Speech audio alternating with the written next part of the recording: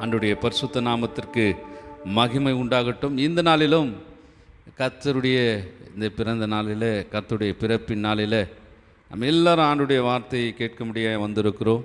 கர்த்தர் நமக்கெல்லாம் இந்த நாளில் கொடுக்கிற வார்த்தை நம்ம எல்லாரும் அறிந்த வண்ணமாய் ஆண்டவராகிய இயேசு கிறிஸ்து இந்த உலகத்தில் பிறந்த நாளில் நாம் எல்லாரும் அறிகிற செய்தி என்னவென்று சொன்னால், இயேசு கிறிஸ்து இந்த உலகத்தில் பிறந்ததின் நோக்கம், இயேசு கிறிஸ்து இந்த உலகத்தில் வந்ததின் நோக்கம், இவைகளுடைய செய்திகளை நம்ம ஒவ்வொரு கிறிஸ்மஸ் நாட்களிலும் நம்ம கேட்டுக்கொண்டு தான் இருக்கிறோம். நான் ஏதோ உங்களுக்கு புதிதான ஒரு செய்தியை கொடுக்க போவதில்லை. ஆவியானவருடைய ஒத்தாசையினால், ஆவியானுடைய கிருபையினால் அதே செய்தி தான், பழைய செய்தி தான். ஆவியானவர் மறுபடியும் நமக்கு அதை நினைப்பூட்டுகிறார், ஞாபகப்படுத்துகிறார். மறந்து போகக்கூடாது என்பதற்காக ஆவியானவர் மறுபடியும் அது என் மூலியமாக இந்த நாளில், இந்த 2025ஆம் ஆண்டு இந்த கிறிஸ்மஸ் நாட்களில் ஆண்டவர் என் மூலமாய் நம்மோடு கூட ஆண்டவர் பேசுகிறார். ஆண்டவர் நல்லவர், அவருடைய கிருபை என்றென்றும் மாறாததாய் நம்மோடு கூட இருக்கிறது. என் அன்புக்குரியவர்களே, கர்த்தர் இந்த நாளில் நமக்கெல்லாம் கொடுத்ததான ஒரு வார்த்தை, லூக்கா எழுதின சுவிசேஷ புத்தகம் நாம் மாறி மாறி வாசித்த அந்த வேத பகுதியில் லூக்கா எழுதின நற்செய்தி நூல் 2ஆம் அதிகாரம் 10வது வசனத்தை நம்ம வாசிக்கும் போது அந்த வசனம் இவ்விதமாய் சொல்லுகிறது: தேவதூதன் அவர்களை நோக்கி,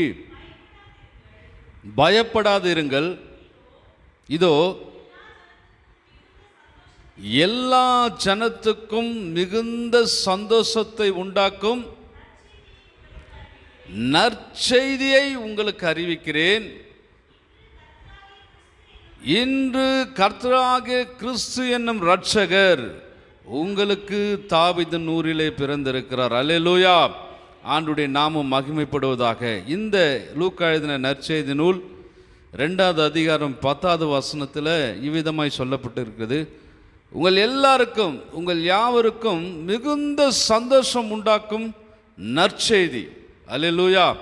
நம்ம நிறைய செய்திகளை கேட்குறோம், இந்த உலகத்தில் பல செய்திகளை கேட்குறோம். எல்லா செய்திகளும் நமக்கு சந்தோஷத்தை கொடுக்கக்கூடிய செய்தியாக இருக்கிறதா என்று சொன்னால் இல்லை, எல்லாமே சந்தோஷத்தை கொடுக்கக்கூடிய செய்தி இல்லை. ஆனால் இங்கு ஆண்டவர் இந்த கால வேளையில் நமக்கு கொடுக்கிறதான வார்த்தை, செய்தியானது சந்தோஷத்தை உண்டாக்கக்கூடிய ஒரு செய்தியை கர்த்தர் இந்த நாளில் நமக்கு கொடுக்கிறார். இதே வார்த்தையை இது ஆண்டவர் அந்த நாட்களில் மேய்ப்பர்கள் வயல்வெளியில் இருந்தபோது ஆண்டவர் மேய்ப்பர்களுக்கு கொடுத்ததான வார்த்தை, மிகுந்த சந்தோஷத்தை உண்டாக்கும் நற்செய்தியை உங்களுக்கு அறிவிக்கிறேன் என்று சொல்லி ஆண்டவர் வாக்கு கொடுத்திருக்கிறார். என் அன்புக்குரியவர்களே, இஸ்ரவேல் ஜனங்கள் 400 ஆண்டுகள் இருண்ட காலத்தில் இருந்திருக்கிறார்கள். இருண்ட காலம் அப்படின்னு சொன்னால் தீர்க்க தரிசன புஸ்தகத்திலிருந்து கடைசியாக ஒரு 400 ஆண்டுகள் இயேசு கிறிஸ்து பிறப்பு வரையுமா அது இருண்ட காலம் என்று சொல்வார்கள். இருண்ட காலம் என்பதுனா கர்த்தருடைய தரிசனம் கிடையாது, கர்த்தருடைய வார்த்தை கிடையாது, கர்த்தருடைய அதிசயங்கள் கிடையாது, கர்த்தருடைய அற்புதங்கள் கிடையாது. கர்த்தர் தம்முடைய ஜனத்திற்கு, கர்த்தர் தம்முடைய பிள்ளைகளுக்கு தரிசனம் தராமல், தம்முடைய வார்த்தையை வெளிப்படுத்தாமல் ஆண்டவர் ஒரு இருண்ட காலத்தை போல, இஸ்ரவேல் ஜனங்கள் எல்லாருமே ஒரு அடிமையை போல, அடிமையில் அடிமையாக தான் வாழ்க்கையில் துன்பங்களையும் துயரங்களையும் வாழ்க்கையில் கஷ்டங்களையும் அனுபவித்து கொண்டிருந்த அந்த மக்கள் துயரத்தோடு, மேசியா வருவேன் என்று சொன்னார், மேசியா வந்து எங்களை விடுவிப்பார் என்று சொன்னார், இன்றைக்கு நாங்கள் கண்ணீரோடு கவலையோடு இருக்கிறோமே, எங்களுடைய கண்ணீர்களும் கவலைகளும் எப்போது மாறப்படும், எங்களுடைய துயரங்கள் எப்போது மாறப்படும் என்று சொல்லி கண்ணீரோடு கவலையோடு இருந்த அந்த ஜனங்கள் 400 ஆண்டுகள் இஸ்ரவேல் ஜனங்கள் இருண்ட காலத்தில், துக்கத்தில், துயரத்தில் வாழ்ந்து கொண்டிருந்த அந்த ஜனங்கள், சந்தோஷம் இல்லாமல், சமாதானம் இல்லாமல் வாழ்ந்த அந்த மக்களுக்கு கர்த்தர் கொடுத்த வார்த்தை, இதோ எல்லா ஜனத்துக்கும் மிகுந்த சந்தோஷத்தை உண்டாக்கும் நற்செய்தியை உங்களுக்கு அறிவிக்கிறேன். என் அன்புக்குரியவர்களே, இந்த காலவேளையில் ஆண்டவருடைய சமூகத்தில் வந்திருக்கிற நமக்கும் கர்த்தர் கொடுக்கிற வார்த்தை என்னவென்று சொன்னால், உங்களுக்கு மிகுந்த சந்தோஷத்தை உண்டாக்கும் செய்தி என்ன என்று சொன்னால், கிறிஸ்துவுடைய பிறப்பின் நிமித்தமாய் இந்த நாளிலே ஆண்டவருடைய பிறந்த நாளை நாம் கொண்டாடி கொண்டிருக்கிறோம். பிறந்த பாலன் இயேசுவை நாம் ஆராதித்து கொண்டிருக்கிறோம். அவருடைய நாமத்தை நாம் மகிமைப்படுத்தி கொண்டிருக்கிறோம்.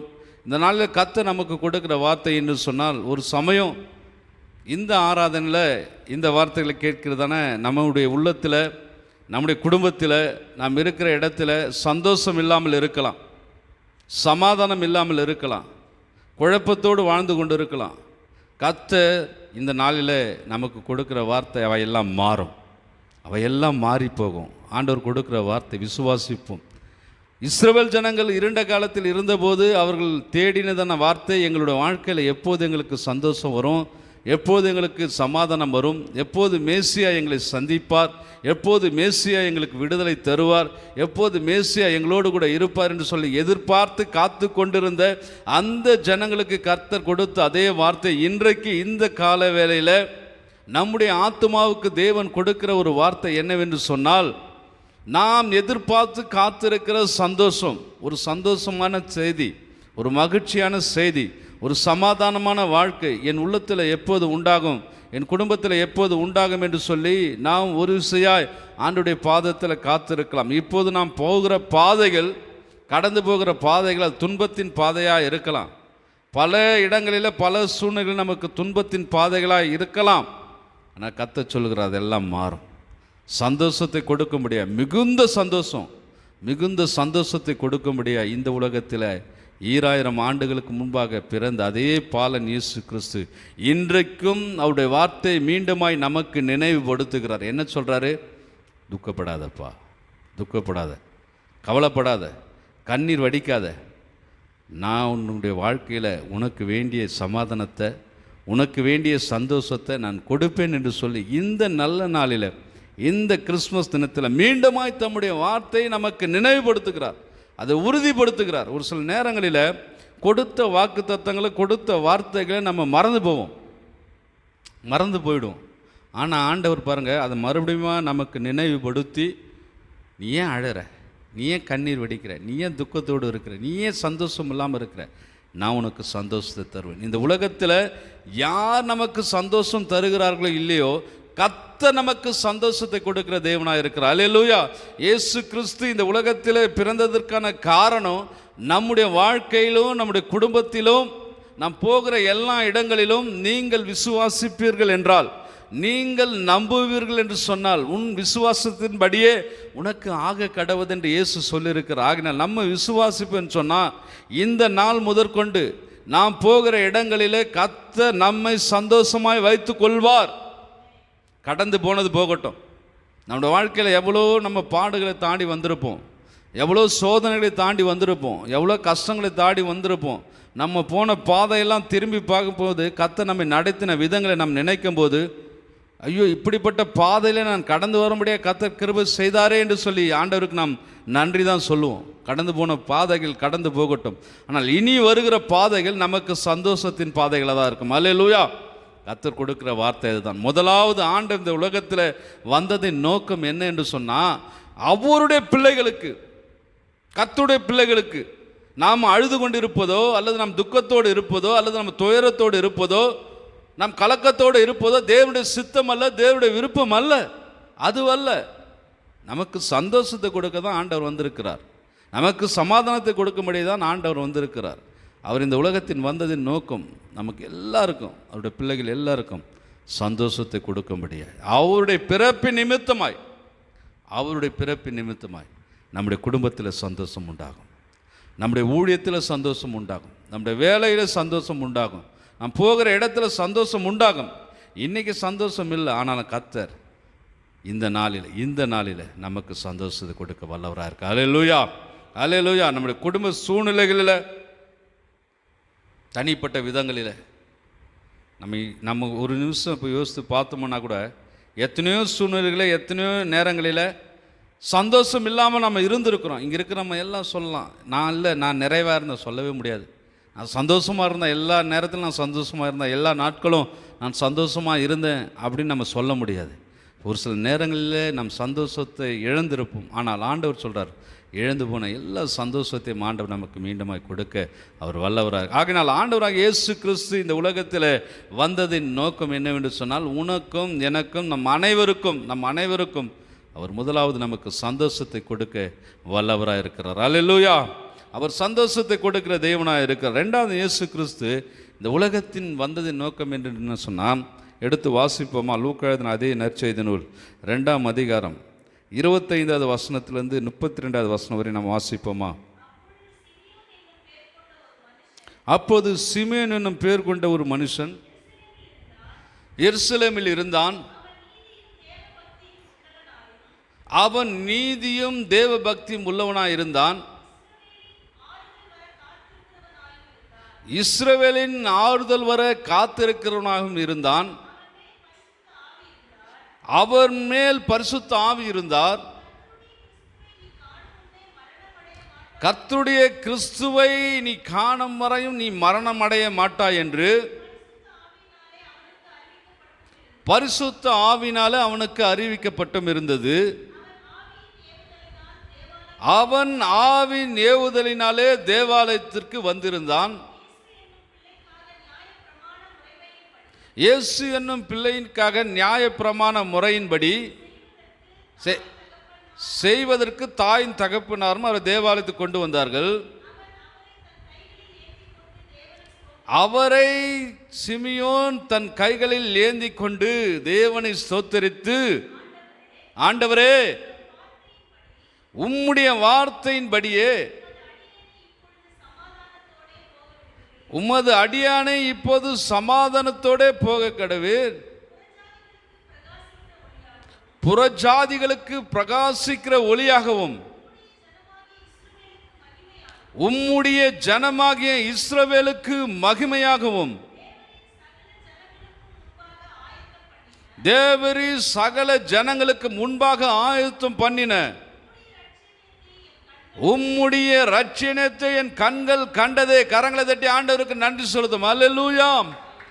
இந்த லூக்கா எழுதின நற்செய்தி நூல் 2ஆம் அதிகாரம் 25வது வசனத்திலிருந்து 32வது வசனம் வரையும் வாசிக்கும் போது, அங்கே சிமியோன் என்கிற ஒரு பக்தன் தேவன் இயேசு கிறிஸ்துவை குறித்து அவர் தீர்க்க தரிசனமாய் சொல்லுகிற வார்த்தை என்னவென்று சொன்னால், இயேசு கிறிஸ்துவை தன் கைகளிலே ஏந்தி கொண்டு இயேசு கிறிஸ்துடைய தாய் தகப்பன்மார் நியாயப்பிரமாண முறையின்படி அந்த பிள்ளைக்கு செய்ய வேண்டிய சடங்கு, யூத சட்டத்திட்டத்தின்படி அந்த பிள்ளை பிறந்ததுக்கு அப்புறம் தேவாலயத்தில் கொண்டு வந்து அந்த நியாய பிரமாணத்தின்படி அந்த பிள்ளைக்கு செய்ய வேண்டிய காரியங்களை செய்யும்படியாய் வந்தபோது, தேவ பக்தியுள்ள மனுஷன், நீதிமான், பரிசுத்த ஆவினால் நிரப்பப்பட்ட ஒரு தீர்க்க தரிசி சிமியோன் இயேசு கிறிஸ்துவை, அந்த பாலன் இயேசுவை கையிலே எடுத்து வைத்துக்கொண்டு பரிசுத்த ஆவியானவர் அவருக்குள்ளே வந்தபோது தீர்க்க தரிசனமாய் அவர் உரைத்த வார்த்தை என்னவென்று சொன்னால், இஸ்ரவேல் எல்லா ஜனங்களும் ஆறுதலுக்காக காத்திருந்த தேவ குமாரன் இவர்தான்.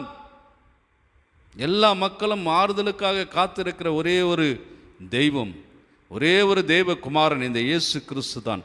இஸ்ரவேலின் ஆறுதல் வர காத்திருந்த இவர்தான், இவர்தான் இவர்தான் ரட்சிக்கக்கூடியவர். ரட்சணத்தை என் கண்கள் கண்டது என்று சொல்லி தேவனை மகிமைப்படுத்தினார். என் அன்புக்குரியவர்களே, இயேசு கிறிஸ்து 2வது இந்த உலகத்தில் வந்ததற்கு காரணம் என்னவென்று சொன்னால், ஆறுதல் இழந்த பிள்ளைகளுக்கு, வாழ்க்கையில் ஆறுதலை இழந்த பிள்ளைகளுக்கு ஆறுதலை கொடுக்க முடியாது. இயேசு கிறிஸ்து இந்த உலகத்தில் வந்தார். சகல இஸ்ரவேல் ஜனங்களுக்கும், சகல இஸ்ரவேல் ஜனங்களுக்கும், அவருடைய பிள்ளைகள் எல்லாருக்கும் ஆறுதலை கொடுக்கிற தேவனாய் அவர் இருக்கிறார். அதனால தான் நம்ம கொரிந்தியர் புஸ்தகத்தில் வாசிக்கிறோம்ல, சகல ஆறுதலில் கொடுக்கிற தேவன் இயேசு கிறிஸ்து, ஆறுதல் கொடுக்கிற தேவன். இந்த உலகத்தில் ஆறுதலை கொடுக்கக்கூடிய நபர்கள் யாராலையும் ஆறுதல் படுத்த முடியாது. மனுஷன் ஆறுதல் படுத்தலாம், ஆறுதல் சொல்லலாம், அந்த ஆறுதலானது நிலையானதாக இருக்காது. அந்த வார்த்தையில் மாத்திரம் இருக்கும். நம்ம ஒரு சூழ்நிலையில் நம்ம ஆறுதலை இழந்திருக்கிற நேரத்தில், துக்கத்தோடு துயரத்தோடு வாழ்க்கையில் இருக்கும்போது, தாங்க முடியாத வேதனைகள் இருக்கும்போது, அந்த வேதனை நேரத்தில் பல மனிதர்கள் பல ஆலோசனை நமக்கு சொல்லலாம். எங்களுடைய வாழ்க்கையில் இழப்புகள் வரும்போது, நம்முடைய வாழ்க்கையில் கஷ்டங்கள் வரும்போது எல்லாரும் நமக்கு பல ஆறுதல்கள் சொல்லலாம், சொல்லிவிட்டு அவங்க போயிடுவாங்க. ஆனால் மறுபடியும் நம்ம என்ன பண்ணுவோம்? அதே துக்கத்தில், அதே துயரத்தில், அதே கவலையில், அதே கஷ்டத்தெல்லாம் இருப்போம். ஆனால் கர்த்தர் நமக்கு ஆறுதலை கொடுத்தார் என்று சொன்னால், அந்த ஆறுதலானது நம்முடைய வாழ்க்கையில் இருக்கிற எல்லா துக்கங்களையும் சந்தோஷமாய் மாற்றக்கூடியது. அல்லேலூயா. நம்முடைய வாழ்க்கையில் இருக்கிற எல்லா துயரங்களையும் ஆனந்த களிப்பாய் மாற்றக்கூடிய ஆறுதல், நம்முடைய வேதனைகளை மாற்றி போடக்கூடிய ஆறுதல், அப்படிப்பட்ட ஆறுதலின் தேவன் இந்த நாளில் நமக்காக பிறந்திருக்கிறார். அல்லேலூயா. இதை விசுவாசிப்போம், நம்புவோம். நாம் ஏன் ஆறுதல் அற்றவர்களாக இருக்க வேண்டும்? கர்த்தர் நமக்கு ஆறுதலை தருகிற தேவனாக இருக்கிறார். அவரை விசுவாசிக்கிற பிள்ளைகளுக்கு ஆண்டவர் ஆறுதலை கொடுத்து நடத்துகிற தேவனாக இருக்கிறார். சிமியோன் தன்னுடைய கைகளில் இயேசு கிறிஸ்துவை ஏந்தி கொண்டு சொல்கிறாரு, புறஜாதிகளுக்கு, கிறிஸ்தவர்களுக்கு மாத்திரமல்ல, இஸ்ரவேல் ஜனங்களுக்கு மாத்திரமல்ல, இந்த உலகத்தில் இருக்கிற எல்லா ஜனங்களுக்கும், புறஜாதிகளுக்கும் பிரகாசிக்கும் விளக்காய் இவர் இருக்கிறார். இவருடைய திருமுகத்தை யாரெல்லாம் பார்க்குறாங்களோ, இந்த இயேசு கிறிஸ்துவை யாரெல்லாம் பார்க்குறார்களோ, எந்த மனுஷனானாலும் சரி, எந்த மனுஷியானாலும் சரி, அவர்களை கர்த்தர் பிரகாசிக்க பண்ணுவார். அல்லேலூயா.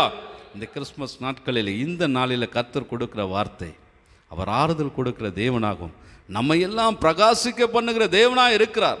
நம்முடைய வாழ்க்கையில் நாம் இருளின் பாதையில் போய் கொண்டு இருக்கலாம். நம்முடைய வாழ்க்கையானது ஒரு இருண்ட பாதையில், ஒரு கஷ்டத்தின் பாதையில் போய் கொண்டு இருக்கலாம். ஆனால் ஆண்டவர் சொல்கிறார், இந்த நாட்களில் நான் உன்னை பிரகாசிக்க பண்ணுவேன். என் மகிமை உன்மேல உதிக்கும், உன்மேல என் மகிமை உதிக்கும். நான் உன்னை பிரகாசிக்க பண்ணுவேன். நீ பிரகாசத்தோடு எழும்புவ, இப்படியே இருக்க மாட்ட, வாழ்க்கை நிலைமைகள் மாறும் என்று சொல்லி கர்த்தர் வாக்கு கொடுக்கிறார். ஆண்டவர் நமக்கு ஆறுதலை கொடுக்கிற தேவனாக இருக்கிறார். அவர் சந்தோஷத்தை கொடுத்து நமக்கு ஆறுதலை கொடுக்கிற தேவனாக இருக்கிறார். ஆறுதல் கொடுக்கிற தேவன் நம்மோடு கூட இருந்து நம்மை வழிநடத்த அவர் வல்லவராக இருக்கிறார். மூன்றாவது ஒரு காரியம் பாருங்கள். லூக்கா எழுதின நற்செய்தி நூல் 19வது அதிகாரம் 10வது வசனத்தை நம்ம வாசிக்கும் போது, இயேசு கிறிஸ்து எதற்காக இந்த உலகத்திலே வந்தார் என்று சொல்லி நாம் வாசித்து பார்த்து கொண்டிருக்கிறோம். அவர் நமக்கு சந்தோஷத்தை கொடுக்கும்படியாய் வந்தார். இரண்டாவது நமக்கு ஆறுதலை கொடுக்கும்படியாய் வந்தார். மூன்றாவது ஒரு காரியம் பாருங்கள்.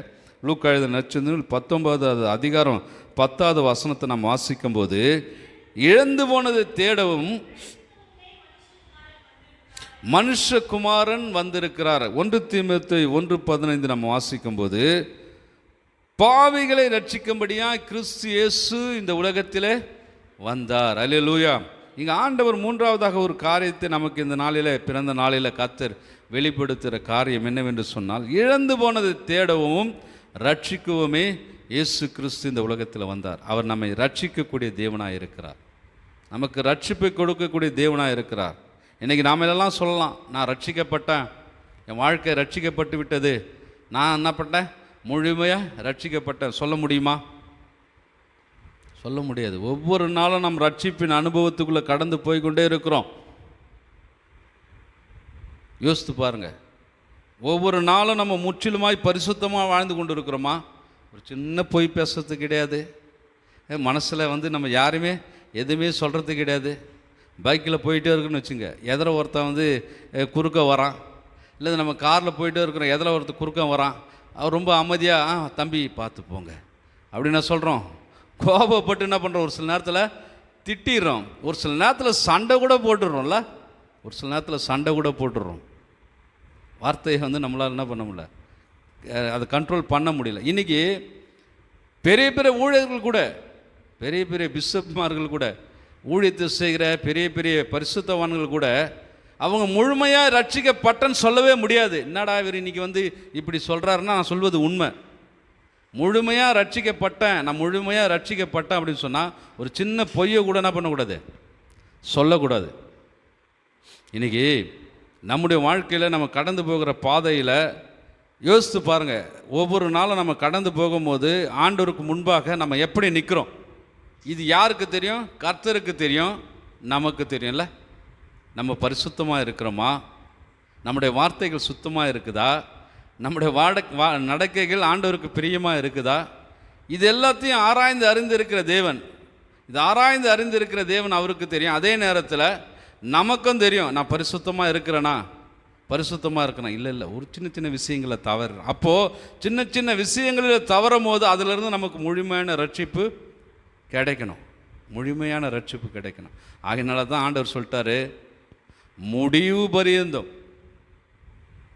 கிறிஸ்துவை ஏற்றுக்கொண்டால் ரட்சிப்பின் அனுபவத்தில் நம்ம போகலாம். ஆண்டவர் நம்ம ரட்சித்து இருக்கிறார். ஒரு சில, அதாவது நம்ம எப்படி சொல்கிறதுன்னா, பலவிதமான பாவங்களை சிக்கிட்டு இருக்கிறோம். அந்த ஒவ்வொரு பாவத்திலிருந்து ஒவ்வொரு நாளும் கர்த்தர் நம்ம ரட்சித்துட்டே இருக்கிறார். என்னுடைய வாழ்க்கையில் அனுபவத்தில் என்னை சினிமாவில் ஆண்டவர் ரட்சித்தார். தீவிர ரஜினி ரசிகன். ரஜினி படம் எங்கே போனாலும், எந்த தேட்டரில் போட்டாலும் முதல்ல அடிச்சு பூச்சி போயிட்டு டிக்கெட்டை வாங்கி படத்தை பார்க்குற ஆள் சினிமாவிலேருந்து கர்த்தனை ரட்சித்தார். அல்லேலூயா. அதுலேருந்து ரட்சித்தார். சினிமாவிலேருந்து என்ன பண்ணிட்டேன், வெளியே வந்துட்டேன். இன்னும் பார்த்தீங்கன்னா சொல்ல முடியாத ஒரு சில பாவங்கள்லாம் இருக்கும். அந்த காரியத்தில் ஆண்டவர் என்ன பண்ணார், என்னை ரட்சித்து கொண்டே வந்து, அதனால் முழுமையாக ரட்சிக்கப்பட்டவன் சொல்ல முடியாது, முழுமையாக என் வாழ்க்கை மாறிவிட்டது என்று சொல்ல முடியாது. என் பிள்ளை வந்து இன்றைக்கி கேட்டா நீ எங்கே போகிற அப்படின்னு சொன்னான். நான் போகிற இடத்த அவங்க சொன்னான்னா என் கூட வரேன்னு சொல்லுவாள். ஆகினால் அவகிட்ட நான் என்ன சொன்னால், நான் சர்ச்சுக்கு போகிறேன். அப்போ என் பிள்ளைகிட்ட என்ன சொல்லியிருக்கேன், நான் என் பையனுக்கு ட்ரெஸ் எடுக்கிறதுக்காக கூட்டிகிட்டு போகிறேன், அவள் கூட வரணுவா. அவள் கூட வரக்கூடாதுன்றதுக்காக நான் அவகிட்ட என்ன சொல்கிறேன், இல்லைம்மா நான் வந்து சர்ச்சுக்கு போகிறேம்மா, அங்கே போகிறேம்மா, இங்கே அப்புக்கு போகிறோமான்னு சொல்லிட்டு வரேன். அப்போது என் பிள்ளைகிட்ட நான் என்ன சொல்லிட்டு வரேன் சொல்லுங்களேன். அப்போ என்ன சொல்லிட்டு வரேன், பொய் சொல்லிட்டு வரேன். இந்த பொய் வந்து பிள்ளையை வந்து சமாதானப்படுத்த, ஆறுதல் படுத்த.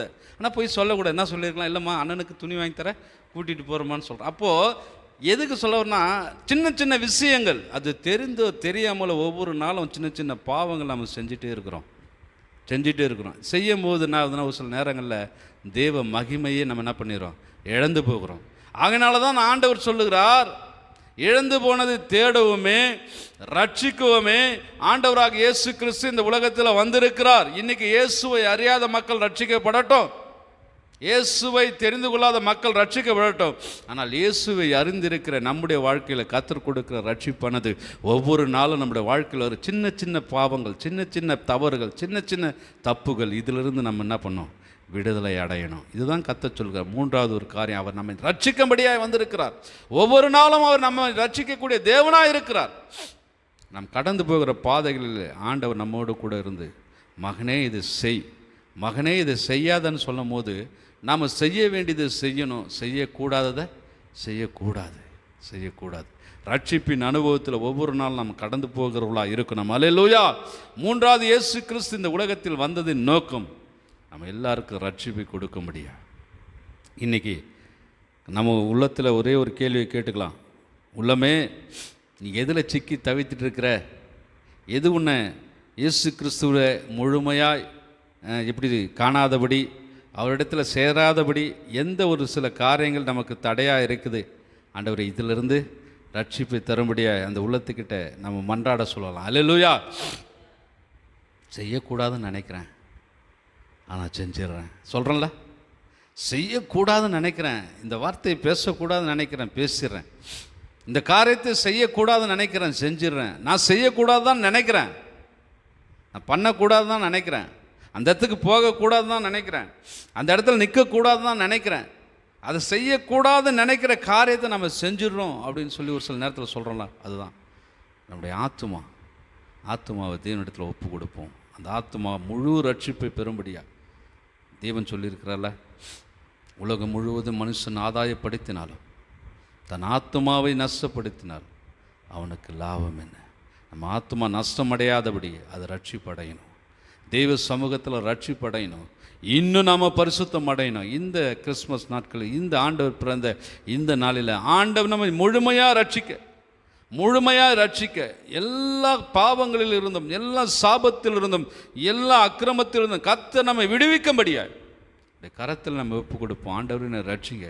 ஒரு விஷயத்தை நம்ம சொல்லட்டோமா, ஒரு நபரை நான் சந்தித்தேன், அவர் என்னை ஜபம் பண்ண முடியாது சொல்லியிருந்தார். அவர் ஜபம் பண்ணும்போது, ஆண்டவரோட வீட்டில் போய் ஜபம் பண்ணும்போது என்னன்னு தெரியல, ஆண்டவர் திடீர்னு எனக்கு ஒரு தரிசனத்தை கொடுத்தார். ஒரு தரிசனத்தை கொடுத்து அவர் ஜபிச்சுட்டு இருக்கும்போது அந்த தரிசனம் என் சிந்தையில் வந்தது. அந்த நபருக்காக ஜபிக்கும்போது என்னென்னா, அந்த நபருக்காக நான் ஜபிக்கும்போது அவர் சொன்னார், ஐயா நிறைய வேலை செய்கிறேன், ஐயா நிறைய சம்பாதிக்கிறேன், ஆனால் சம்பாதியும் என் வீட்டில் இருக்கவே மாட்டேங்குது, எப்படி தான் செலவாகுதுன்னு தெரியல, இதெல்லாம் செய்யணும் அதெல்லாம் செய்யணும்னு சொல்கிறேன், வாங்குகிற சம்பளம் எல்லாமே செலவாகி போகுது, எப்போவுமே எங்கள் வீட்டில் தரித்திர நிலைமை இருக்குது, எப்போவுமே எங்கள் வீட்டில் பல பிரச்சனைகள் இருக்குது, பல போராட்டங்கள் இருக்குது, என்ன செய்யறதுன்னு தெரியல, நானும் ஒழுங்காக ஜபம் பண்ணுறேன், ஆலயத்துக்கு போகிறேன், ஆனால் ஆசீர்வாதமே வரலை அப்படின்னு சொல்லும் போது நான் ஜபம் பண்ணிகிட்டே இருந்தேன் பாருங்க. திடீர்னு ஒரு ஆண்டவர் எனக்கு ஒரு தரிசனத்தை கொடுத்தார். அது என்னுடைய சிந்தையாக இருக்குமா இல்லை என்னவா இருக்குமா அப்படின்னு நான் யோசிச்சேன். என்னென்னா, ஆண்டவர் திடீர்னு பாருங்கள், அவங்களுடைய மூதாதையர்கள் முன்னோர்கள் இருக்காங்களோ அவங்க செஞ்ச பாவத்தை என்கிட்ட காட்டுறாரு. அவங்க செஞ்சதான பாவத்தை எனக்கு தரிசனமாய் வருது. இது நான் என்னுடைய என் நினைப்பா அப்படின்னு சொல்லி நான் யோசிக்கும்போது ஜபத்தை முடிச்சுட்டு ஆண்டவர்கிட்ட கேட்டேன், அந்த நபர்கிட்ட கேட்டேன், உங்கள் அப்பா உங்கள் தாத்தாலாம் என்ன வேலை செஞ்சாங்க, எப்படி இருந்தாங்க அப்படின்னு கேட்கும்போது அவர் சொல்கிறாரு, எங்கள் அப்பா சொல்லியிருக்கிறாரு, எங்கள் தாத்தா அப்போ பெரிய ரவுடி, எங்கள் தாத்தா பெரிய ரவுடி, என்ன பண்ணுவாரான், எல்லாரையும் கூப்பிட்டு அடிப்பாரான், அந்த பகுதியில் வியாபாரம் பண்ணுறவங்களாம் கூப்பிடுவாரான், பொருளை வாங்கிட்டு என்ன பண்ணுவாரான், காசு கொடுக்காம காசு கேட்டால் அவன் என்ன பண்ணுவாரான், அடிப்பாரான். இது மாத்திரம் இல்லை, பல விதமான காரியத்தை சொல்கிறார். எங்கள் தாத்தா அப்படி இருந்தாரான் அப்படி. இப்போ ஆண்டவர் எனக்கு என்ன சொல்கிறாருன்னா, இவருடைய நிலைமைக்கு மூதாதையுடைய சாபங்களும் மூதாதையுடைய பாவங்களும் மூதாதையுடைய அக்கிரமங்களும் சூழ்ந்திருக்கிறது என்று சொல்லி கர்த்தர் எனக்கு விளக்கி. என் அன்புக்குரியவர்களே, இதை ஏன் நான் சொல்கிறேன்னா, நம்முடைய வாழ்க்கையில் கூட நம்மை அறியாமல் நமக்கு தெரியாமல் நாம் இருக்கிறோம். நம்முடைய மூதாதையர்கள் எப்படி வாழ்ந்தாங்க நமக்கு தெரியாது. ஆண்டவர்கிட்ட ஜெபம் பண்ணணும், ஆண்டவரே என் முன்னோருடைய பாவங்களை எல்லாம் மன்னிங்கப்பா, அது எங்களுக்கு ஒரு நாளில் எங்களுக்கு ஆசீர்வாதத்தை கொண்டு வருவதற்கு அது தடையாக இருக்கலாம், அதிலிருந்து ரட்சிங்கப்பா, அந்த பாவ சாபத்திலிருந்து எங்களை ரட்சிங்க. இன்றைக்கி நாங்கள் ஆண்டவரை எல்லாரும் ஆண்டவருமை அறிந்துமை ஆராதிக்கிறோம், ஆனால் எங்களோட வாழ்க்கையில் சமாதானம் இல்லாமல், என்னோடய வாழ்க்கையில் சந்தோஷம் இல்லாமல் இருக்கிறோம். அந்த நிலைமைகள் மாறணும் அப்பா, தரித்திரங்கள் மாறணும், வறுமைகள் மாறணும், இதிலிருந்து நான் ரட்சிக்கப்படணும். கர்த்தர் எங்களை ரட்சியம் என்று சொல்லுங்கள். இழந்து போனதை தேடவும், இழந்து போன மகிமை மீண்டும் கர்த்தர் நமக்கு கொடுப்பார், இழந்து போன ஆசீர்வாதத்தை கர்த்தர் மீண்டுமாய் நமக்கு கொடுப்பார், இழந்து போன நன்மைகளை கர்த்தர் மீண்டுமாய் நமக்கு கொடுப்பார். ஆண்டவர் தாவீதுக்கு வாக்கு சொன்னார், நீ எல்லாவற்றையும் திருப்பிக் கொள்வாய், சகலவற்றையும் திருப்பிக் கொள்வாய், எதெல்லாம் இழந்து போனாயோ அதையெல்லாம் நீ திருப்பிக் கொள்வாய். கர்த்தர் இன்றைக்கு நமக்கு கொடுக்கிற வார்த்தை, இழந்து போன எல்லாத்தையும் ஆண்டவர் நமக்கு மீண்டுமாய் தருவார். அல்லேலூயா. ஆண்டவர் நமக்கு சந்தோஷத்தை கொடுக்கும்படியாய், ஆண்டவர் நமக்கு ஆறுதலை கொடுக்கும்படியாய், ஆண்டவர் நமக்கு இழந்து போன ஆசீர்வாதங்களை மீண்டுமாய் கொடுத்து நம்மை ரட்சிக்க அவர் வல்லவராக இருக்கிறார். நான்காவது ஒரு காரியம் எடுத்து வாசிப்போம். யோவான் எழுதின சுவிசேஷ புத்தகம் 3ஆம் அதிகாரம் 16வது வசனத்தை நாம் வாசிக்கும் போது, தேவன் தம்முடைய ஒரே பேரான குமாரனை விசுவாசிக்கிறவன் எவனோ அவன் கெட்டு போகாமல் நித்திய ஜீவனை அடையும்படிக்கு அவரை தந்தருளி இவ்வளவாய் உலகத்தில் அன்பு கூர்ந்தார். அல்லேலூயா. நான்காவது ஒரு காரியம், இயேசு கிறிஸ்து எதற்காக இந்த உலகத்தில் வந்தார் என்று சொன்னால், அவர் நம்மிடத்தில் அன்பு கூறுவதற்கு. அல்லேலூயா. நம்மை நேசிப்பதற்கு. அல்லேலூயா. தன்னுடைய ஜீவனை கொடுப்பதற்காக இந்த உலகத்தில் இயேசு கிறிஸ்து மனிதனாய் வந்தார். அல்லேலூயா.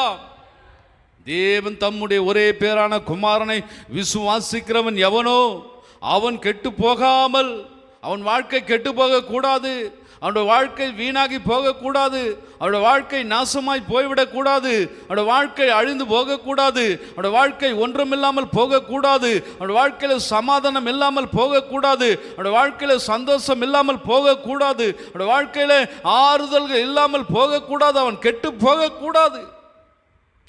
அவன் சமாதானம் உள்ளவனாய் வாழ வேண்டும், அவன் நன்மைகளை அனுபவிக்கிறவனாய் வாழ வேண்டும், அவன் சந்தோஷம் உள்ளவனாய் வாழ வேண்டும், அவன் ஆரோக்கியத்தோடும் சுகத்தோடும் பலத்தோடும் ஜீவனோடும் இந்த உலகத்தில் வாழ வேண்டும் என்று சொல்லும். வாழ வைக்க முடியாது, வாழ்க்கையை கொடுக்க முடியாது, வாழ்க்கையை ஆசீர்வதிக்க முடியாது, வாழ்க்கையில் உயர்த்த முடியாது, வாழ்க்கையில் சமாதானத்தை கொடுக்க முடியாது. இந்த உலகத்திலே உன்னதத்தின் தேவன், பரலோகத்தில் வாசமாக இருக்கிறவர், வானாதி வானங்களில் வாசமாக இருக்கிறவர், கோடான கூடி தேவ தூதர்கள் ஆராதிக்கிற அந்த தேவன் நமக்காக இந்த உலகத்தில் மனுஷ குமாரனாய் வந்தார். அவர் வந்ததின் நோக்கம் உன்னையும் என்னையும் அவர் வாழ வைக்கும்படியாய் வந்தார். தன்னுடைய ஜீவனை கொடுத்து நம்முடைய ஜீவனை வாழ வைக்கிறார். அல்லேலூயா. அவருடைய ஜீவனை நமக்காக கொடுக்கும்படியாய் வந்தார். மார்க் எழுதின சுவிசேஷம் 10ஆம் அதிகாரம் 45வது வசனத்தில் வாசிக்கிற, மனுஷகுமாரன் ஊழியம் கொள்ளும்படியாய் வராமலும் ஊழியம் செய்யும்படியாகவும் அநேகரை மீட்கும் பொருளாக தன்னுடைய ஜீவனை கொடுக்கவே இந்த உலகத்தில் வந்தார்.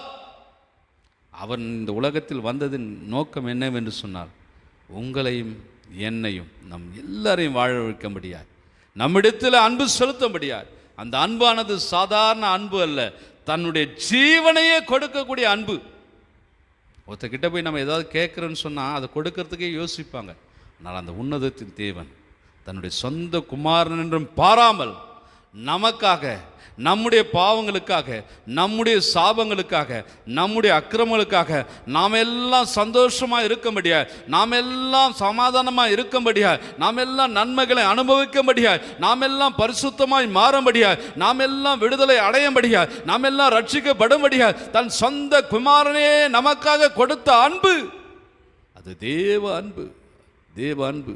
இந்த பிறந்த நாளில், ஆண்டவர் பிறந்த நாளில் அவர் நம்மை நேசிக்கிற தேவனாய், நம்மிடத்தில் அன்பு செலுத்துகிற தேவனாய் இருக்கிறார். மனிதருடைய அன்பு மாறி போகலாம், இந்த உலகத்தில் நேசிக்கிற எல்லாருடைய அன்பு மாறி போகலாம். இயேசு கிறிஸ்துவின் அன்பு ஒரு நாளும் ஒருபொழுதும் அது மாறாத அன்பு. ஆண்டவராக இயேசு கிறிஸ்து இந்த உலகத்தின் வந்ததின் நோக்கம் நம்மிடத்தில் அன்பு செலுத்தும்படியா, தன் ஜீவனை கொடுக்கும்படியா ஆண்டவர் இந்த உலகத்தில் வந்தார்.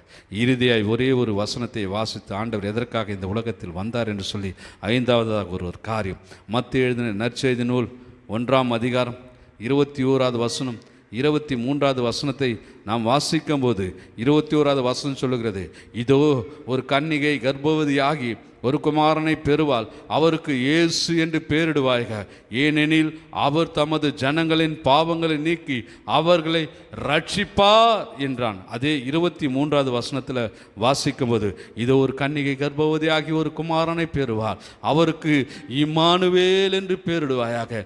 இம்மானுவேல் என்பதற்கு தேவன் நம்மோடு இருக்கிறார் என்று அர்த்தமாம். அல்லேலூயா, அல்லேலூயா. கரங்களை தட்டி ஆண்டவருக்கு நன்றி செலுத்துவோமா?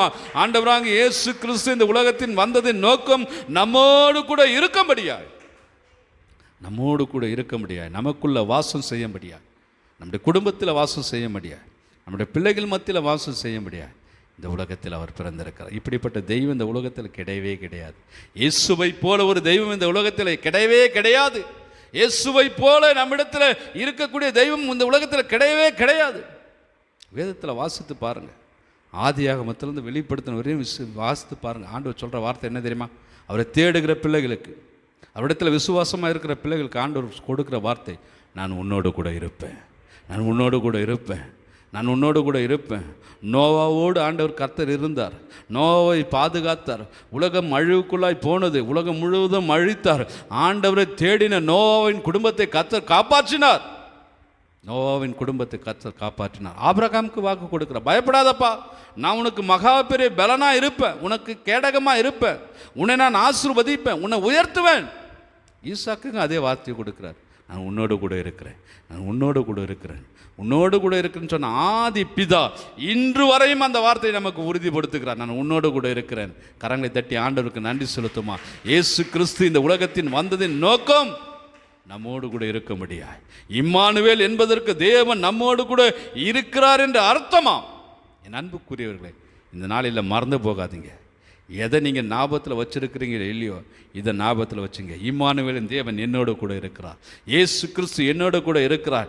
எனக்கு எதிராக யார் வந்தாலும் சரி, எனக்கு எதிராக எந்த பிரச்சனைகள் வந்தாலும் சரி, எனக்கு எதிராக எந்த போராட்டங்கள் வந்தாலும் சரி, யார் எழும்பி எங்களுக்கு விரோதமாக சதி செய்ய நினைத்தாலும் சரி, யார் எழும்பி எங்களை அழிக்கணும் என்று நினைத்தாலும் சரி, இவைகள் மத்தியிலே இம்மானுவேலின் தேவன் என்னோடு கூட இருக்கிறார். என் குடும்பத்தில் இருக்கிறார், என் வேலையில் இருக்கிறார், என் ஊழியத்தில் இருக்கிறார், நான் போகிற எல்லா இடங்களிலும் இம்மானுவேலின் தேவன் என்னோடு கூட இருக்கிறார். அவர் என்னோடு கூட இருக்கிறபடினாலே நான் கவலைப்பட மாட்டேன், நான் கலங்க மாட்டேன், நான் பயப்பட மாட்டேன். அவர் என்னோடு கூட இருக்கிறார். ஆண்டவராக இயேசு கிறிஸ்து அவர் ஊழியம் செய்த நாட்களில், அவர் மரித்து உயிர்த்தெழுந்த பின்பு அவர் கடைசியாய் கொடுத்த பிரதான கட்டளை என்ன தெரியுமா? இதோ உலகத்தின் முடிவு பரியந்தம், உலகத்தின் முடிவு பரியந்தம் நான் சகல நாட்களிலும் உங்களோடு கூட இருக்கிறேன், உங்களோடு கூட இருக்கிறேன்னு சொல்லி வாக்கு கொடுத்த அதே ஆண்டவர் இன்றைக்கு இந்த நாளிலே, இந்த 2025ஆம் ஆண்டு இந்த கிறிஸ்மஸ் நன்னாளிலே, என் அன்புக்குரியவர்களே, நாம் விசுவாசிப்போம். ஆண்டவர் நமக்கு சந்தோஷத்தை கொடுக்கும்படியாக இந்த உலகத்தில் வந்திருக்கிறார். ஆண்டவர் நமக்கு ஆறுதலை கொடுக்கும்படியாக இந்த உலகத்தில் வந்திருக்கிறார். ஆண்டவர் நம்மை ரட்சிக்க முடியாது இந்த உலகத்தில் வந்திருக்கிறார். ஆண்டவர் நம்மிடத்தில் அன்பு செலுத்த முடியாது இந்த உலகத்தில் வந்திருக்கிறார். ஆண்டவர் நம்மோடு கூட இருக்க முடியாது இந்த உலகத்தில் வந்திருக்கிறார். இம்மானுவேலின் தேவன் நம்மோடு கூட இருக்கிறார். இதை விசுவாசிப்போம், நம்புவோம். கர்த்தர் நம்மை நடத்துவாராக. நம்ம அப்படியே கண்கள்